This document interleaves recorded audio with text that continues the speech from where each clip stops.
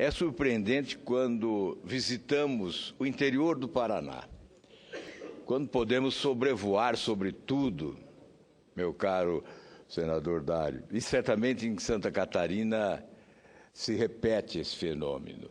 Sobrevoando os campos com uma agricultura próspera, nós não imaginamos a possibilidade de crise econômica nesse país.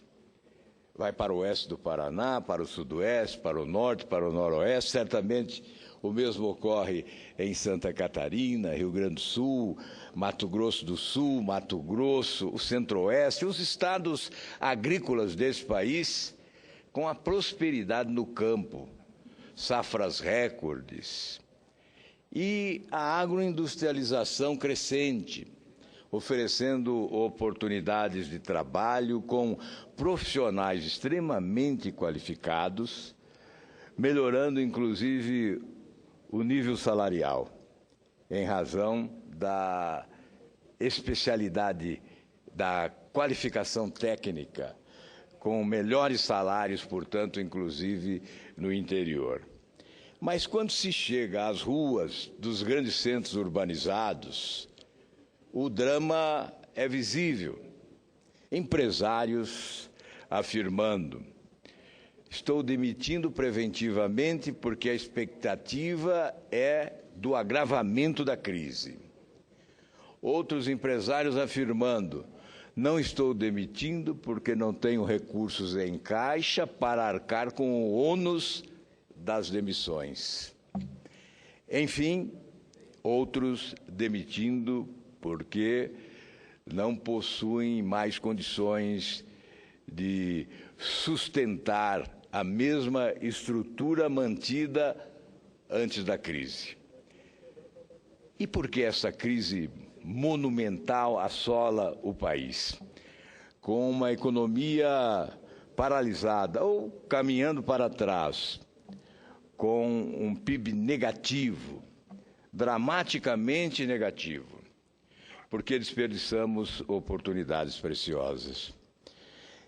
Aqui, durante certo tempo, nós ouvimos uma justificativa em que, de forma alguma, poderia convencer que a crise é internacional e que nós somos vítimas da crise internacional. As estatísticas do PIB, as estatísticas do crescimento da economia nos vários países emergentes, nos países mais avançados, menos avançados, essas estatísticas revelam que praticamente todos os países do planeta cresceram economicamente neste ano. A debacle é aqui, mora no nosso país. E é a causa. Qual é a causa? É isto que tem que ser debatido. Por que nós estamos vivendo essa crise monumental num país com riquezas naturais extraordinárias, com potencialidades fantásticas? Por que esta crise nos assola? Certamente o modelo de governança vigente se esgotou. As estruturas das instituições públicas devem ser revistas. Os orçamentos de custeio dessas estruturas devem ser também revistos. Há que se modernizar a administração pública brasileira.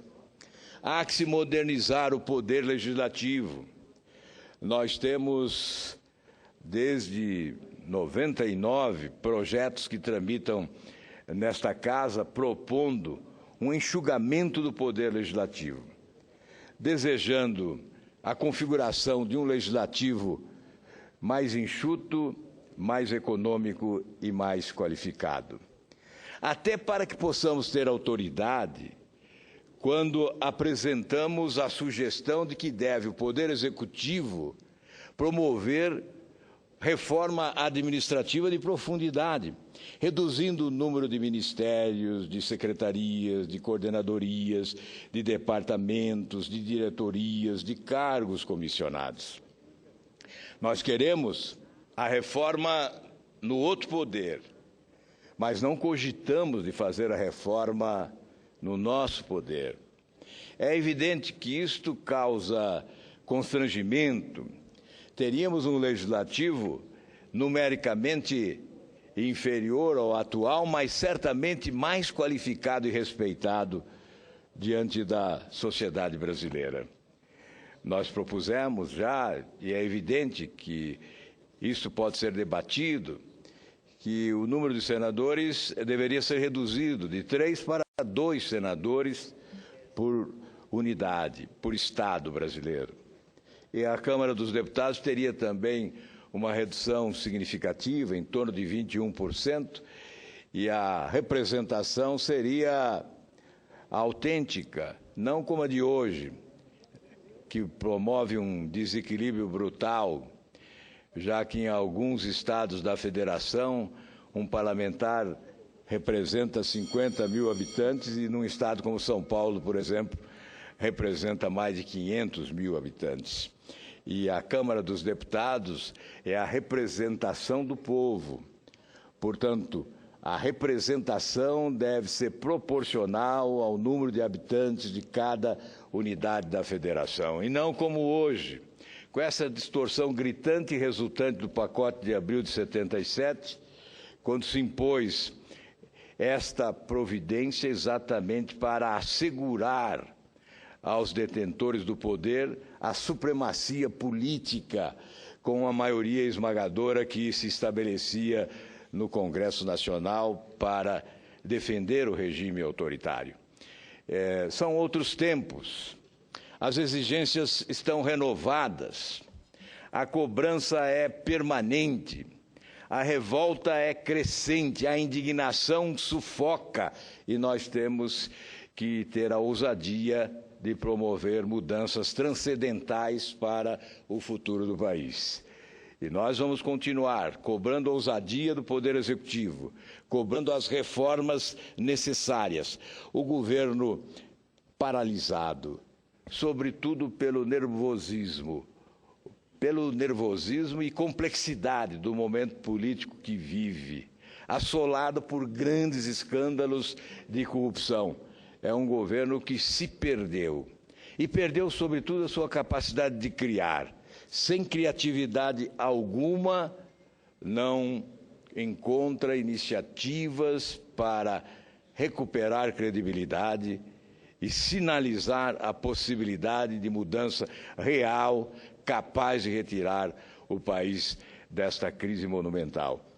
Nós vamos continuar cobrando, sim, esta ousadia ausente, esta criatividade que não se vê, porque o país necessita, sim, de mudanças radicais. Esta ruptura com esse modelo ultrapassado é uma exigência da coletividade nacional. Muito obrigado, senhor presidente.